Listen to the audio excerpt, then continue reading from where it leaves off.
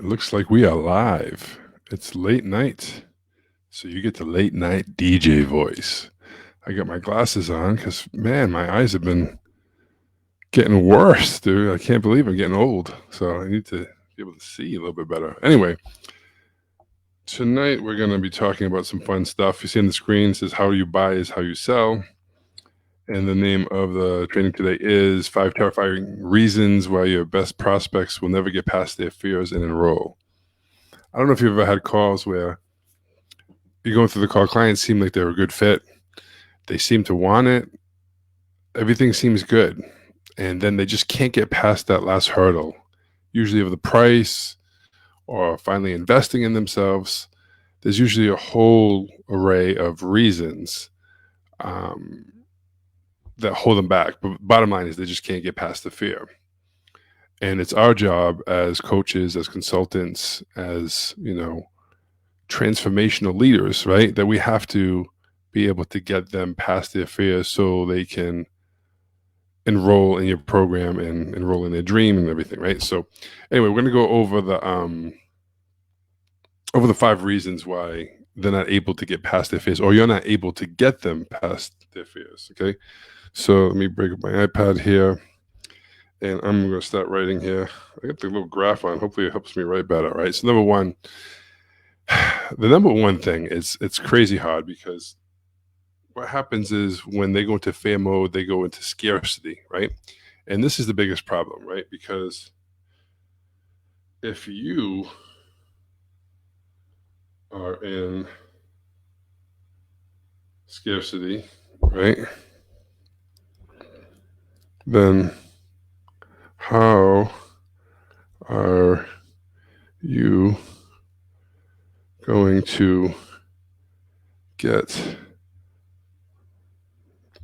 going to get them, or how are you going to get someone else out of scarcity, right?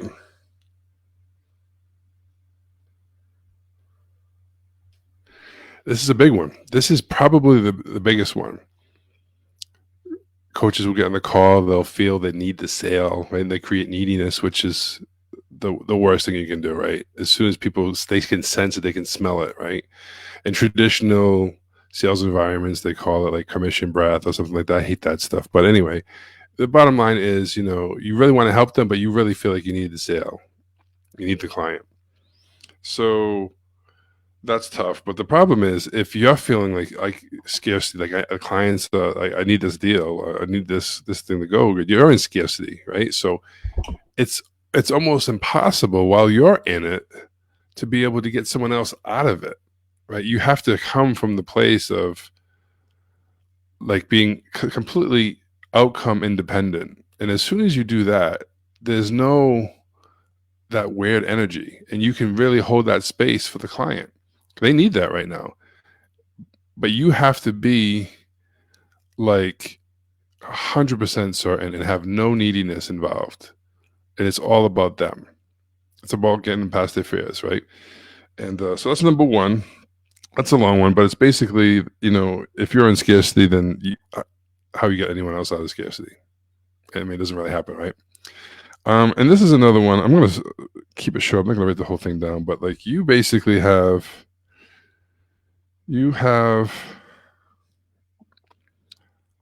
less certainty. I'll just put that. You have less certainty around like your program and how you can help them than they have, right? Let me see. Then they have certainty, jeepers creepers, certainty about their fears, right? About their problems, their story. I'll just put fears for short about it. Be basically, but their doubts and fears, right? So they have so much certainty of like they can't do this. It's too much. It's not the right time. I'm not ready. Whatever it is, right? So that's the problem. That's when you have that scarcity. How do you have certainty? It's really hard. So they kind of all tie into that, right? So number 3. Let me get into number 3 real quick here. This is a big one. I'll just put this. You get Sold. You get sold. You believe them, right? It's like they have like another thing. Like you might like when they give you an objection, oh, it's too much money. You just believe them and you just fold. You just like don't even try. You just like whatever. And then some people will start trying to say, well, they weren't a good fit, they weren't serious, they weren't committed, right? And they try to place blame on that on the prospect versus them, right? They weren't able to sit in that pocket of uncomfortability and get them past it, right? So another thing that comes up is you have the like I say, you fold, which means you don't do anything. Um, you say to yourself, I want to be nice. This is another one I hear all the time. They don't want to be confrontational, and I'm like, what does holding a higher standard for them than they have mean confrontational, right? It's not. I mean, it can be a little. You want to challenge them for sure, right? Excuse me. And what was I thinking? Or when I say you get sold, you believe that they'll be back. They'll be back. They just got to move some money around. They just got to talk to their spouse. They just need to sleep on it or pray about it. And some people do come back. I'm not gonna say they don't. Some of them do, but that is the exception, not the rule. And we don't want to base our businesses on exceptions, right? Very few will come back. In fact, if you've done this recently and you thought everything was great, they just want to move money around. How many of them didn't come back? How many ghosted you? Most of them will. Some will just send you an email, something's changed. I talked to my husband. Now's not the right time. It's too much money and yada, yada, yada. It's a no, right? You went through the whole dog and pony show and they're going to continue to suffer and you're not going to be able to help them, right? So that's a big one. All right, number 4. Excuse me. Like you have, let me see. I use this word. It's a little strong word, but I'll reframe it for you a second. Like you haven't. Gotta put spaces in here. You haven't collided with them the whole call, and then you do at the end of the call, and then you do at the end. So what this does is this creates this weird dynamic, right? So the whole call, you never really challenge them. Everything's always been great. They give you an objection, and you just challenge them. But what happens is it seems combative. It seems like out of the blue, right? And it seems like it creates a ton of sales pressure, and hence they get resistance, and they'll just sometimes just hang up on you, or they'll just when they still call, now they're aggressive and they're feeling like it's awkward. It's really awkward. So that's one of the big things. Maybe not collide, but challenge them, right? So the whole call, you should be challenging them, right? Whether it's a limited mindset, like you're going to hear things in the call. Like if you're not listening to your calls, first we have to record all your calls. If you don't, like I don't even know why you're spending money on ads or you're doing calls. If you don't record your calls, you're wasting your money. I mean, it's almost impossible to get better if you don't listen back to your calls because you miss stuff. We all miss things. So make sure you're recording the calls, and then go back into your calls and find the spots where they said something that was like a little off that you could have challenged. It was like something that was like that you didn't believe in or you didn't agree with, but you just let it slide. And you got to find ways to be able to challenge them in a way where it's like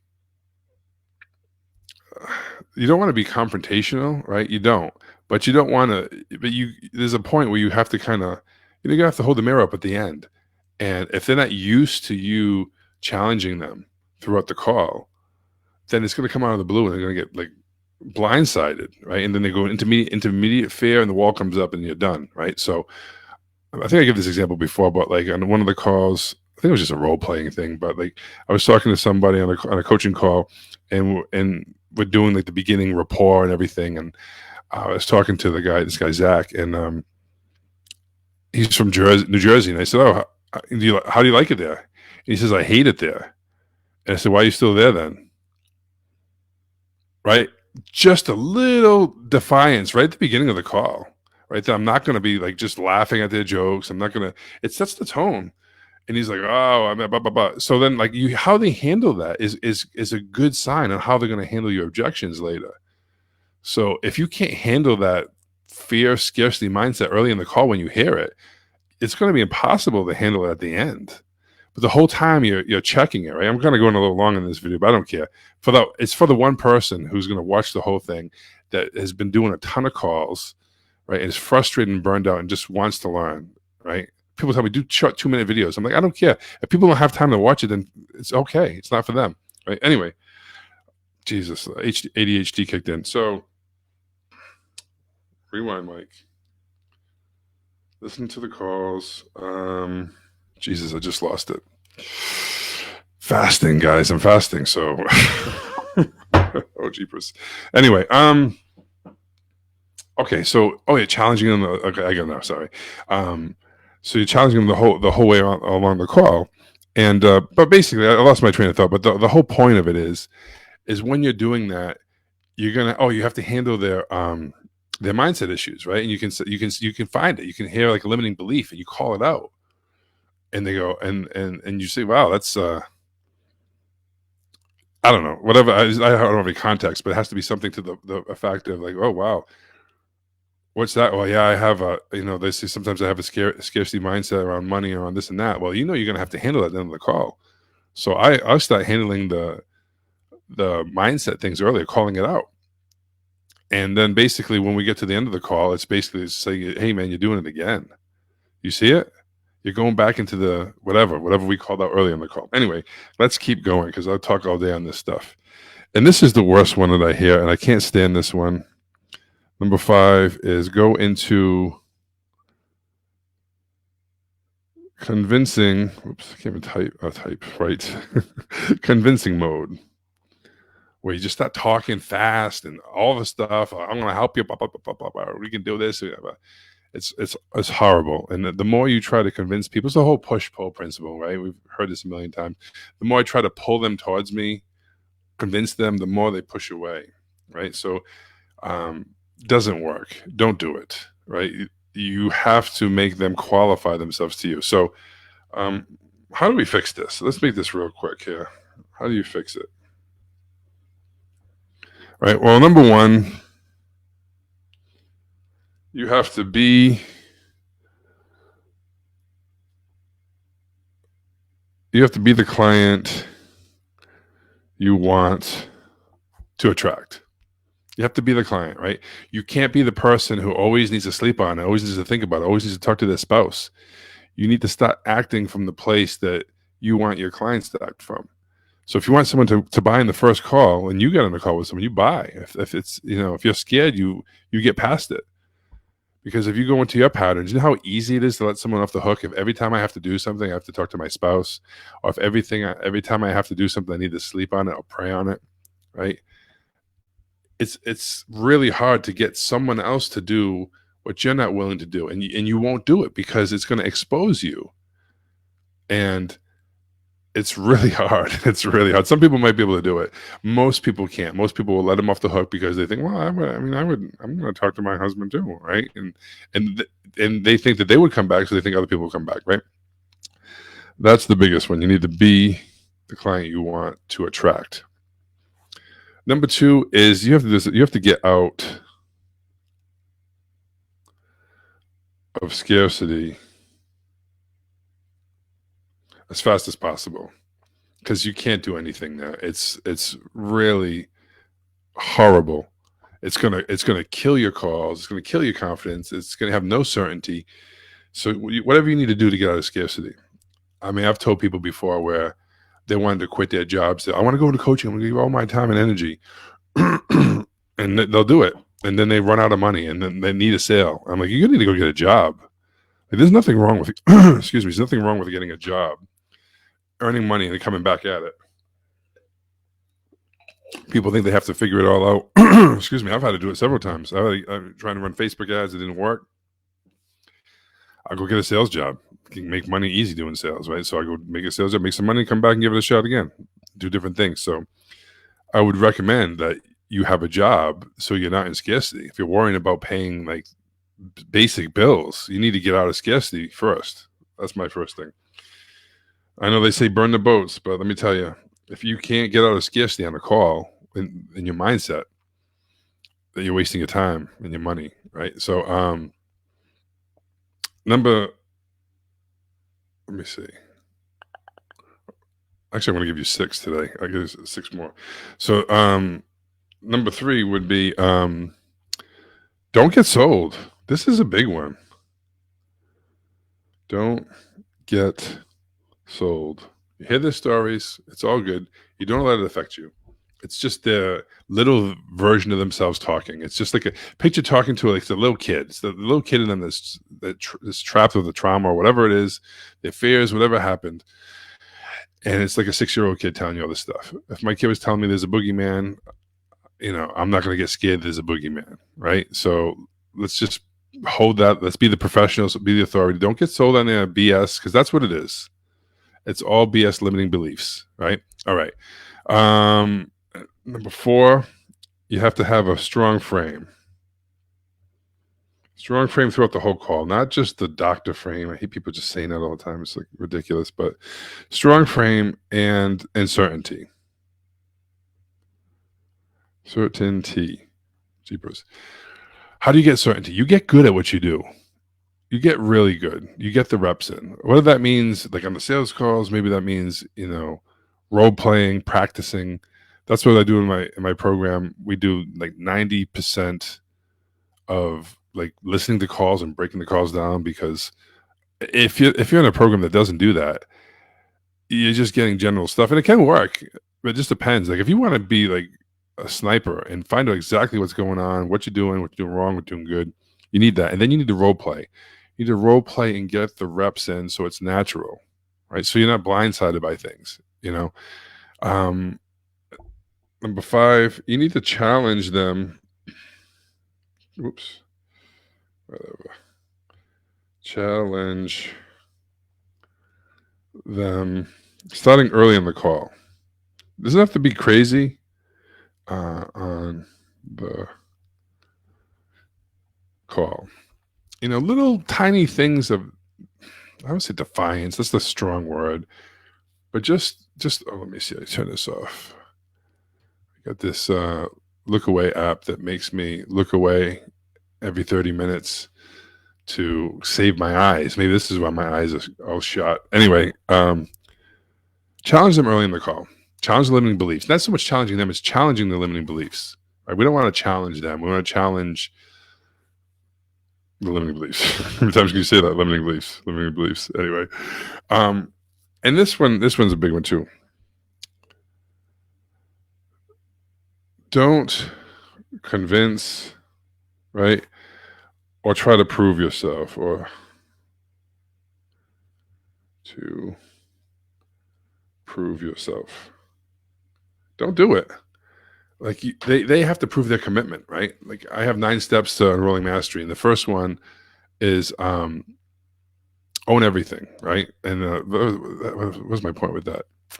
There's another one called proving commitment. I can't remember what step it is. 6, 7. You have to prove commitment. They have to prove that they're committed. Why are they a good fit? And if they can't give me a good reason, I don't make an offer. I don't. Everyone's still making an offer. I get as many people on the phone. I'm not interested in that. I don't know about you. I mean, there's 2 schools of thought. There's the school of thought like I'm just going to get everyone on the call and just, I could. But I'm not in the job of like trying to sell people. I don't care. Like, you want to do it, cool. You don't want to do it, cool, right? I want people that are serious. I'd rather have a handful of calls a week and enroll a high percentage of them than have 20 calls a week and enroll a small percentage of them, right? It's not my idea. If you want to have a team and get a whole mess of coaches, sales, enrollment coaches, that could be a good model.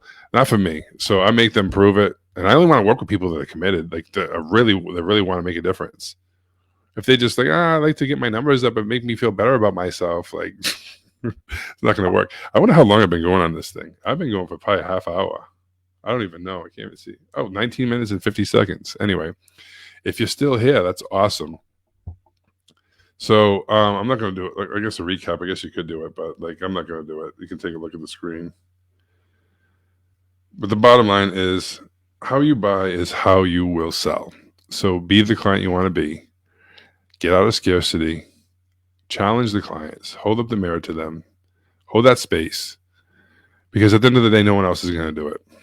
Most people don't have the guts to tell them the truth. And, I'd rather ask questions to get them to realize it. But at some point in time, you just got to tell them, this is what it is. This is what you're doing. Like, who do you want to be? Do you want to keep being this person? Because I think it's not whether they want to join your coaching program or not. It's who do they want to be? Do they want to be the person that's been struggling, all the fears, or do they finally want to put themselves first? They finally want to be invested in themselves, right? Most of them have worthiness issues. Why have you never spent money to solve this before? Why do you feel that you're not worth $5, $10, $15,000? It's a big deal. Anyway, if you have any questions or anything, just message me. It's simple. It's pretty low pressure, but I'm doing more videos now. Got my voice back. It's still coughing a little bit, but I think it's just from dry throat. I had the Rona, baby. Not too bad. Anyway, have a good night, everyone, and I will talk to you later. See ya. All right. How do I end this thing?